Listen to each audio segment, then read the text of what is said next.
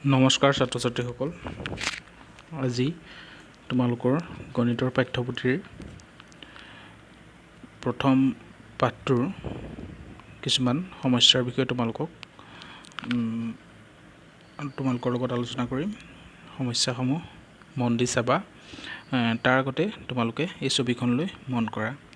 ছবিখনত আমি এখন গাড়ীৰ ছবি দেখিছোঁ। ইয়াত এখন নহয় কেইবাখনো গাড়ীৰ ছবি আমি দেখিছোঁ, কিন্তু তোমালোকে যদি ভালদৰে মন কৰা গম পাবা যে তাত গাড়ী কেৱল এখনহে আছে। এই গোটেইকেইখন একেখন গাড়ীৰ ছবি, কিন্তু সিহঁতৰ আকাৰ আকৃতি আদি আমি বেলেগ বেলেগ দেখিবলৈ পাইছোঁ। তোমালোকে যদি ভালদৰে চোৱা এই ছবিখন আমি গাড়ীখনৰ অকল উপৰিভাগটোহে দেখিবলৈ পাইছোঁ। তাৰ চকা আৰু দুইফালৰ দৰ্জা এনেধৰণৰ বস্তুবিলাক আমি দেখিবলৈ পোৱা নাই। ঠিক তেনেকৈ এই ছবিখনত আমি গাড়ীখনৰ সন্মুখ ভাগটোহে দেখিবলৈ পাইছোঁ। তাৰ পাছফাল ওপৰভাগ সেইবিলাক আমি দেখিবলৈ পোৱা নাই। ঠিক তেনেধৰণে এই ছবিখনতো আমি গাড়ীখনৰ পাছৰ অংশটোহে দেখিবলৈ পাইছোঁ, তাৰ আগৰ অংশটো দেখিবলৈ পোৱা নাই। এই দুখন ছবিত গাড়ীখনৰ আমি কোনোবা এটা ফালহে দেখিবলৈ পাইছোঁ, মানে কোনোবা এখন দৰ্জাৰ ফালে থকা দুটা চকাৰ সৈতে এটা অংশ দেখিবলৈ পাইছোঁ। এই ছবিখনতো ঠিক তেনেধৰণে এটা অংশহে দেখিবলৈ পাইছোঁ। তোমালোকে বাৰু ভাবি চাইছানে ছবিখন একেখন গাড়ীৰে কিন্তু আমি বেলেগ বেলেগ দেখাৰ কাৰণটো কি? হয়, নিশ্চয় তোমালোকে বুজি পাইছা যে গাড়ীখন আমি বেলেগ বেলেগ দিশৰ পৰা চোৱাৰ কাৰণেহে এনেকুৱা বেলেগ বেলেগ যেন লাগিছে। সিহঁতৰ আকৃতিটো ওপৰৰ পৰা চাওঁতে এটা বাকচৰ নিচিনা লাগিছে, কাষৰ পৰা চাওঁতে এনেকুৱা দীঘলীয়া নিচিনা লাগিছে, সন্মুখৰ পৰা অকণমান সৰু কিবা বস্তু এটা থকা নিচিনা লাগিছে, হয়নে? ইয়াৰ কাৰণটো হৈছে আমি গাড়ীখন বেলেগ বেলেগ দিশৰ পৰা চাইছোঁ, হয়নে? গাড়ীখন ওপৰৰ পৰা, কাষৰ পৰা, সন্মুখ বা পাছফালৰ পৰা চালে আমি বেলেগ বেলেগ ধৰণৰ দেখোঁ। একেটা বস্তুটো আমি বিভিন্ন দিশৰ পৰা চালে বেলেগ বেলেগ আকৃতি বা আকাৰৰ আমি দেখোঁ।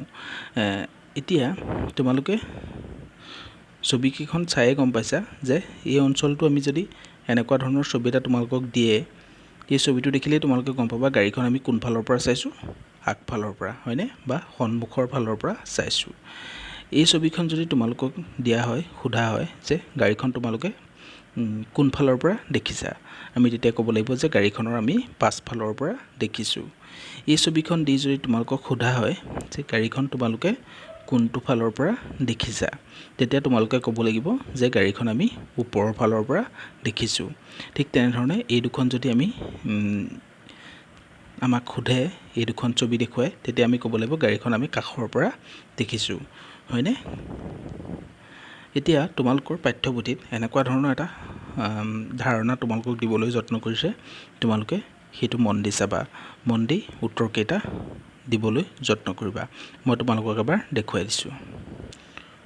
তোমালোকৰ পাঠ্যপুথিটো ঠিক তেনেধৰণে গাড়ীৰ এটা উদাহৰণ দিছে, সন্মুখৰ ফালৰ পৰা, কাষৰ পৰা আৰু ওপৰৰ পৰা দেখা। ঠিক তেনেদৰে এখন ৰেলৰ উদাহৰণো দিছে, সন্মুখৰ ফালৰ পৰা কেনেকুৱা দেখিছে, কাষৰ পৰা কেনেকুৱা ধৰণৰ দেখা হৈছে, আৰু ঠিক তেনেকৈ ওপৰৰ পৰা কেনেকুৱা দেখিছে। এতিয়া তোমালোকে যদি চোৱা ইয়াৰ পিছৰ সমস্যাটোত তোমালোকক কেইটামান ছবি দিছে, হয়নে? এই ছবিটোত এটা কাপ দিছে, ইয়াত চিৰি এখন দিছে, ইয়াত হাতী দিছে, আৰু এইফালে টেবুল এখন দিছে। এতিয়া ছবিকেইখন চাই তোমালোকে ক'ব লাগে যে এই কাপটো, প্ৰথমৰ কাপটো, এইটো আমি কাপটোক কোনটো ফালৰ পৰা দেখিছোঁ, মানে প্ৰথমৰ ছবিখন চাই আমি ক'ব লাগে তাক ওপৰৰ পৰা দেখিছোঁ নে কাষৰ পৰা দেখিছোঁ নে সন্মুখৰ পৰা দেখিছোঁ। এই ছবিখন চাই আমি ক'ব লাগিব যে আমি ক'ৰ পৰা দেখিছোঁ। তোমালোকে কি কৰিবা, এই তলতে লিখি দিবা, হয়নে? ছবিখন চাবা, ছবিখন চাই তাক কোনফালৰ পৰা দেখিছা লিখি দিবা। আৰু তোমালোকৰ ইয়াত লিখাও আছে সন্মুখটো কেনেকৈ লিখে বা কাষটো কেনেকৈ লিখে, তোমালোকৰ সুন্দৰকৈ কিতাপত লিখা আছে। ঠিক তেনেধৰণে চিৰিখন, এইখন চিৰি তোমালোকে কোনফালৰ পৰা দেখিছা? তোমালোকে এইখন কাষৰ পৰা চিৰিখন যদি আমি চাওঁ এনেকুৱা ধৰণৰ দেখিম, হয়নে? আৰু এই চিৰিখন আমি যদি সন্মুখৰ ফালৰ পৰা চিৰিখন চাওঁ তেতিয়া আমি এনেকুৱা ধৰণৰ দেখিম, ওপৰলৈ লাহে লাহে উঠি যোৱা। হাতীটো, এইটো তোমালোকে দেখি ছবিটো গমেই পাইছা কোনফালৰ পৰা দেখিছোঁ। এইটো হাতী কোনফালৰ পৰা দেখিছোঁ নিশ্চয় তোমালোকে গম পাইছা। ঠিক তেনেকৈ টেবুলকেইখন দেখিও তোমালোকে নিশ্চয় গম পাইছা যে টেবুলকেইখন আমি প্ৰথমখন ওপৰৰ পৰা দেখিছোঁ আৰু দ্বিতীয় ছবিটোত তাক আমি সন্মুখৰ ফালৰ পৰা দেখিছোঁ, বা কাষৰ পৰা লিখিলেও ভুল নহ'ব, হয়নে? গতিকে এই খালী ঠাইকেইটা তোমালোকে পূৰ কৰিবা। এতিয়া আমি চাওঁ বেলেগ কেইটামান ছবি। ছবিকেইটাত আমি মাজে মাজে একোডালকৈ আঁচ টানি তোমালোকক দেখুৱাম। এই আখৰটোৰ মাজে মাজে এডাল আঁচ টানিব লাগিব।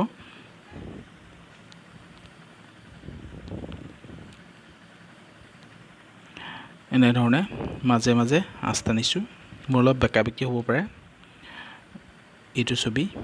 ঠিক তেনেকৈ এইটো ওপৰৰ পৰা আমি মাজে মাজে আঁচ টানিবলৈ যত্ন কৰিছোঁ।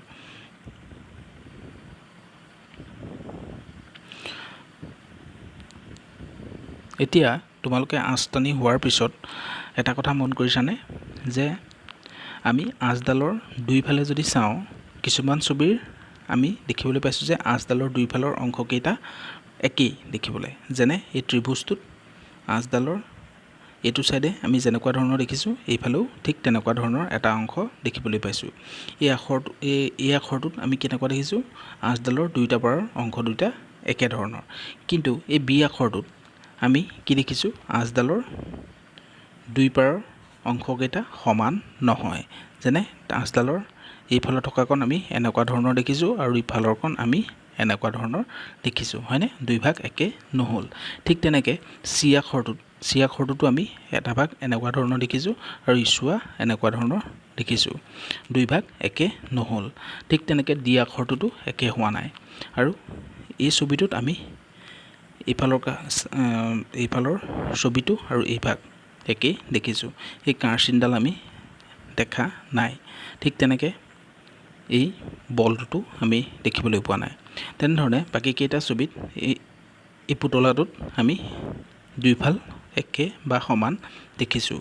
আমাক যদি কোনোবাই এফাল এনেধৰণে ঢাকি দিয়াৰ পিছত ইফাল কেনেকুৱা বুলি সোধে, তেতিয়া আমি ক'ব পাৰিম যে ইফালো সম্পূৰ্ণ এনেধৰণৰ, হয়নে? গতিকে এই ছবিকেইটা চাই আমি এটা কথা গম পাইছোঁ যে কিছুমান বস্তু বা ছবিক আমি সমানে মাজে মাজে এনেধৰণে দুভাগ কৰিলে তাৰ এটা ভাগ আনটোৰ দৰে ঠিক একেই দেখোঁ, হয়নে? আৰু কিছুমান ছবিত তেনেধৰণৰ আমি নেদেখোঁ। যদি আমি কাগজেৰে এই আকৃতিটো বনাবলৈ যত্ন কৰোঁ, তেতিয়া আমি কি কৰিব পাৰিম? যদি জাপি দিওঁ, এই ভাগ দুয়োটা মাজে মাজে ভাগ কৰি যদি জাপি দিওঁ ইটোৰ ওপৰত সিটো, তেতিয়া বস্তুটো যিটো আকৃতি পাম, সেই আকৃতিটো আমি তাৰ তেনেকুৱা আকৃতি এটা আমি দুটুকুৰা কৰি একেলগে এনেকৈ ল'লে আমি আকৌ আগৰ আকৃতিটো পামগৈ। তোমালোকৰ এতিয়া কিতাপত এনেকুৱা ধৰণৰ আকৃতি কেইটামান দিয়া আছে, চাবা। তোমালোকৰ ছবিবোৰত ইয়াত দিয়া আছে ফুটকৈ কিছুমান ৰেখা অঁকা আছে। সেই ৰেখাবিলাকে কি কৰিছে? ছবিবোৰ সম্পূৰ্ণ দুটা সদৃশ ভাগত, সদৃশ শব্দটো দিয়া আছে, সদৃশ মানে একেই। এই আঁচডাল যেতিয়া ইয়াৰ মাজত টানি দিলোঁ, দুটা ভাগত ভাগ কৰিলে, আৰু আমি কি দেখিলোঁ? এইফালৰ ভাগটো আৰু এইফালৰ ভাগটো দুইটা ভাগ একেই দেখিছোঁ, হয়নে?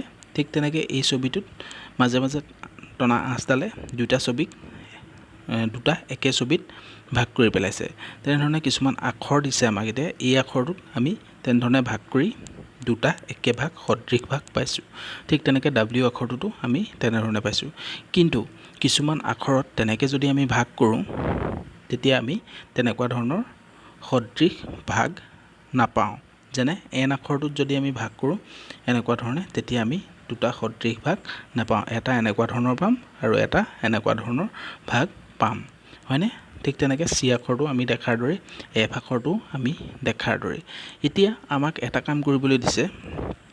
কামটো হৈছে এই ছবিবোৰত আমাক আগৰ এই ছবিখিনিৰ নিচিনাকৈ ফুট ৰেখা আঁকিবলৈ দিছে যাতে ছবিটোক দুটা সদৃশ অংশত ভাগ কৰে। যেনে একে অংশ, সদৃশ মানে দুইটা দেখিবলৈ একে হোৱা। এই ছবিটোক যদি আমি আঁচ টানি সদৃশ অংশত ভাগ কৰিবলগীয়া হয় তেতিয়া আমি এনেধৰণে আঁচ টানিব লাগিব, হয়নে? আৰু এই ছবিটোক আমি এনেধৰণে আঁচ টানিম, এইটোক এনেকুৱা ধৰণে। এই ছবিটোক কিন্তু আমি এনেকুৱা ধৰণে আঁচ টানি তাক দুটা সদৃশ অংশত ভাগ কৰিব নোৱাৰিম। এতিয়া তোমালোকক প্ৰশ্নটো সুধিছে যিবোৰ ছবিক আমি এনেধৰণে ৰেখা আঁকি দুটা সদৃশ ভাগত ভাগ কৰিব পাৰোঁ সেই ছবিখিনিক আমি কি কৰিব লাগে? ৰাইট চিন দিব লাগে। তোমালোকে এতিয়া এটা কাম কৰিবা, এনেধৰণে মাজে মাজে ৰেখা আঁকি চাবা কোনটো ছবিক সমানে দুটা ভাগত ভাগ কৰিছে আৰু কোনটোক নাই কৰা। নকৰাকেইটাত তোমালোকে কটা চিন দি দিবা আৰু কৰাকেইটাত ৰাইট চিন দি দিবা। গতিকে এইটো এনেধৰণে কৰিবা। ইয়াৰ পিছৰ সমস্যাটো তোমালোকক দিছে তলৰ ছবিবোৰৰ বাকী অংশ আঁকি ছবিকেইখন সম্পূৰ্ণ কৰা। ইয়াত কিছুমান ছবি দিয়া আছে, ছবিটোৰ এটা অংশ আমাক দিয়া আছে আৰু ইটো অংশ আমি নিজেই আঁকিব লাগে, হয়নে? আৰু ইটো অংশ কেনেকুৱা হ'ব? ওপৰত দি থোৱা অংশটোৰ ওপৰত দি থোৱা অংশটোৰ সদৃশ অংশ এটা আমি তলত আঁকি দিলেই ছবিটো সম্পূৰ্ণ হ'ব। ছবিটো কেনেধৰণে দুভাগ হৈছে? এডাল ৰেখাই সমানে দুভাগ কৰিছে আৰু দুইটা সদৃশ ভাগত ভাগ কৰিছে। তাৰে এভাগ আমাক দিয়া নাই, আন ভাগটো দি থোৱা আছে। গতিকে তলৰ ভাগটো আমি একেধৰণেই আঁকি দিব লাগে। গতিকে ইয়াৰ প্ৰত্যেকটো ছবিৰে এফাল এফাল তোমালোকে আঁকি পেলাবা।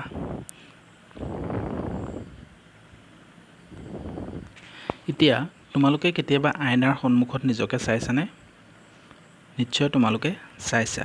গতিকে এতিয়া তোমালোকক আইনাৰ সন্মুখত থোৱা কিছুমান বস্তু দেখিবলৈ কেনেকুৱা হয় সেই বিষয়ে সুধিছে।